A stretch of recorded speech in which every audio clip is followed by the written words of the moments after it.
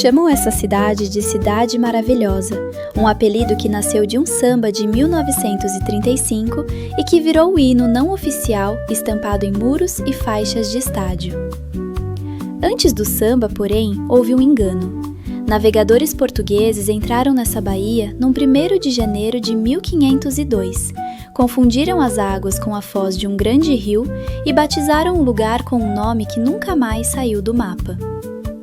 A cidade que nasceu desse erro foi fundada em plena guerra colonial e cresceu grudada na estreita faixa de terra entre a montanha e o mar. De qualquer mirante, você vê picos de granito com mais de 700 metros de altura, ao lado de blocos menores que brotam direto da água, tudo coberto por uma das maiores florestas urbanas do mundo. Em muitos morros, casas de favela sobem coladas a prédios de luxo, e uma trilha de mata fechada termina a poucos metros de uma avenida cheia de carros. Nas próximas cenas, você vai conhecer 8 lugares que, juntos, explicam por que essa mistura de mito, mar e pedra continua maravilhando quem a visita. Cristo Redentor. Um grupo católico preocupado com o avanço do secularismo na jovem República Brasileira foi quem encomendou uma escultura capaz de abraçar a cidade inteira. Entregaram o rosto e as mãos ao escultor francês Paul Landowski, enquanto o engenheiro brasileiro Heitor da Silva Costa comandava, por cerca de 5 anos, a construção em concreto armado revestido de pedra-sabão. 38 metros de altura, 700 metros de altitude, braços abertos sobre a cidade inteira. Chegue logo na abertura, antes das 9 da manhã, para pegar a luz limpa da manhã e escapar das nuvens que sobem à tarde. Ficar diante dele é sentir o tamanho da própria cidade lá embaixo, com Botafogo, o Pão de Açúcar e Copacabana espalhados como uma maquete viva. Pão de Açúcar. Cerca de 1,5 bilhão de anos atrás, esse bloco de granito e quartzo já estava ali, muito antes de qualquer história humana começar a ser contada na Baía de Guanabara. O formato arredondado não veio da água, nem do vento cortando a pedra, mas de um processo lento de esfoliação, camadas de rocha se soltando como cascas de cebola ao longo de eras.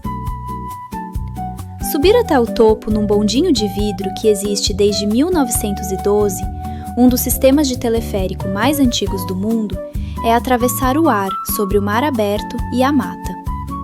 Vá no fim da tarde, cerca de 90 minutos antes do pôr do sol, para subir ainda com luz e descer depois que a cidade já acendeu as primeiras luzes. Não existe nada entre você e a queda além do vidro, e é exatamente essa sensação que faz o mundo lá embaixo parecer menor. Se você está gostando até aqui, deixa o like e já aproveita para se inscrever no canal. Isso ajuda muito a continuar mostrando lugares assim. E olha, ainda tem muito pela frente. Praia de Copacabana.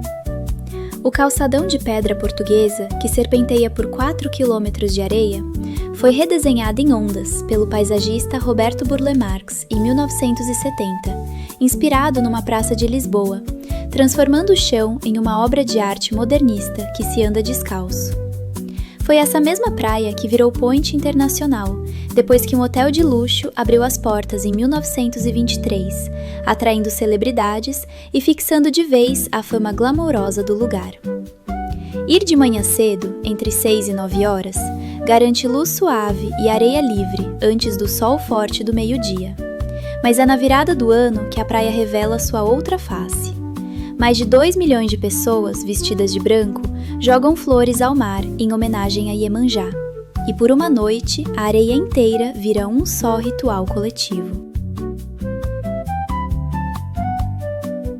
Praia de Ipanema.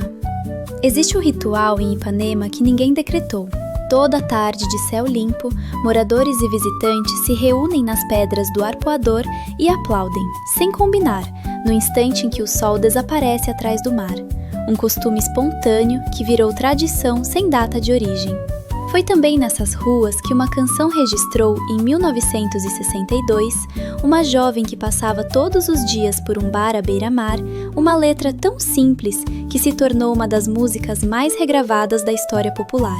Desde os anos 90, o trecho perto da rua Farm de Amoedo também se tornou um dos pontos de encontro mais importantes da comunidade LGBT na América Latina, parte de uma liberdade que a cidade cultivou décadas antes de virar pauta. Estar ali quando o sol encosta no mar é sentir centenas de desconhecidos pararem ao mesmo tempo ao seu redor, bater palma junto com você e por alguns segundos virar uma coisa só antes de cada um seguir seu caminho. Arcos da Lapa e Catedral Metropolitana. 5 minutos de caminhada no centro do Rio ligam duas obras separadas por quase 250 anos de história. Os arcos brancos que dão nome à Lapa foram erguidos no século XVIII para levar a água do rio Carioca até as fontes públicas da cidade. Em 1896, o nível de cima virou trilho e passou a carregar o bondinho de Santa Teresa, tarefa que os arcos cumprem até hoje. A poucos metros dali, entre 1964 e 1979, subiu algo de outro planeta. Uma catedral de concreto em forma de cone, inspirado nas pirâmides maias. Reserve o fim da manhã para entrar nela, quando o sol atravessa as 4 faixas de vitral que sobem do chão ao teto em azul, vermelho, verde e amarelo. E debaixo dos arcos, a Lapa, que já foi boêmia e mal afamada, virou personagem de samba e de choro, e depois de décadas apagadas, voltou a lotar de música ao vivo nos fins de semana. Estádio do Maracanã. Pergunte a qualquer brasileiro sobre o 1000º gol de Pelé e ele vai apontar para cá. Foi neste gramado, em 1969, que aquele gol virou lenda, repetida nas escolas como símbolo de orgulho nacional. Mas o Maracanã guarda também uma ferida. Em 16 de julho de 1950, quase 200 mil pessoas lotaram o estádio recém-construído para ver o Brasil perder a final da Copa do Mundo para o Uruguai. Chamam aquele dia de Maracanaço, e ele ainda pesa como um dos capítulos mais doloridos da história esportiva do país. Prefiro uma partida de time local num dia de semana. A atmosfera é mais autêntica e bem menos disputada que num jogo de fim de semana. Estar dentro do Maracanã em dia de jogo é sentir a arquibancada inteira vibrar junto, um barulho que nenhuma tela consegue reproduzir. Barra da Tijuca.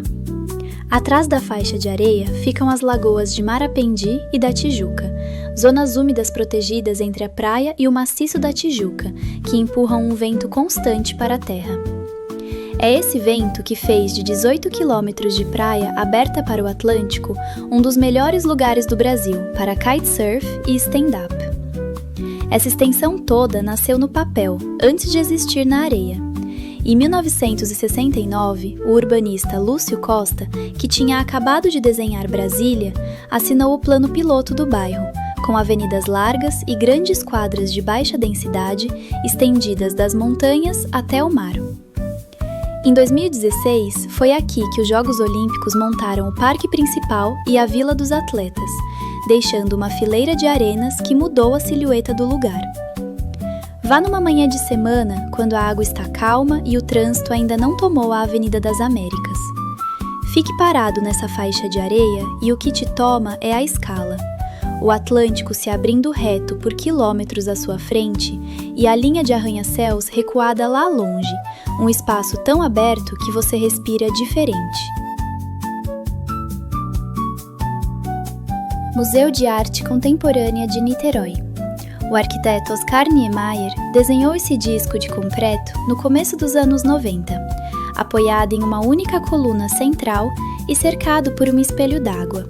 Mas o prédio só abriu as portas em 1996, reaproveitando o vocabulário de formas que já vinha testando desde Brasília. O museu virou a peça central do Caminho Niemeyer, um conjunto de obras do arquiteto erguidas ao longo da orla de Niterói para dar à cidade, sempre ofuscada pela vizinha do outro lado da Bahia, uma identidade arquitetônica própria. Lá dentro, mais de 1.200 obras de arte contemporânea brasileira dividem espaço com uma rampa circular que envolve o prédio por inteiro. Chegar de barca, saindo da Praça 15, cerca de 2 horas antes do pôr-do-sol, garante luz boa tanto no prédio branco quanto no horizonte do rio. Parar nessa rampa é encarar a cidade inteira do outro lado da água. O rio que você acabou de atravessar de barca, agora aberto diante dos seus olhos. O que fica de Rio de Janeiro não cabe numa lista. Fica o Cristo de braços abertos, o pão de açúcar recortado contra o mar, e também o som de um aplauso espontâneo no arpoador quando o sol some atrás do mar, um costume que ninguém decretou e que se repete toda tarde de céu limpo. O apelido de Cidade Maravilhosa nasceu de um samba de 1935, mas foi essa mistura de pedra, mar, fé e música que transformou o apelido em verdade. Você conheceu 8 lugares, e mesmo assim, a cidade ainda guarda mais do que qualquer lista consegue mostrar. Se essa lista te fez querer conhecer o Rio de outro jeito, deixa aqui nos comentários qual desses lugares você visitaria primeiro. E já aproveita para contar por quê.